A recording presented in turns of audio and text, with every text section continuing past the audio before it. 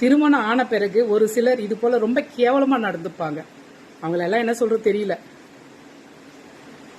பிரச்சனை இல்லாத வீடே கிடையாது. நான் எப்பவும் சொல்லுவேன், வாழ்க்கைன்னா சண்டை சச்சரவு எல்லாமே இருக்கும். இதெல்லாம் இருந்து கடந்து வந்தாதான் அந்த இனிமையான வாழ்க்கையை வாழ முடியும்.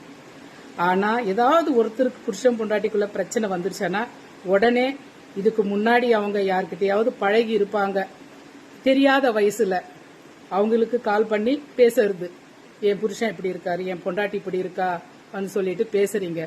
ஆனா அவங்க கிட்ட நீங்க கடைசி வரலும் வாழ முடியாது. அவங்களோட சுயநலத்துக்காக தான் உங்களை பயன்படுத்திப்பாங்க. அதை விட்டுட்டு நீங்க உங்க வாழ்க்கையை தொலைச்சிடாதீங்க. உங்களுக்குள்ள சண்டை வந்ததானா அதை நீங்களே சரி பண்ணுங்க. மூணாவது ஆளு மூக்க நுழைச்சாங்கலாம் இதுக்கு முன்னாடி கூட சொல்லியிருப்பேன். உங்க வாழ்க்கை நாசனமா போயிடும். நல்லா இருக்கிறதும் நாசனமா போறதும் உங்க கையில தான் இருக்கு. கவனமா வாழுங்க, மற்றவங்களை வரவிடாதீங்க.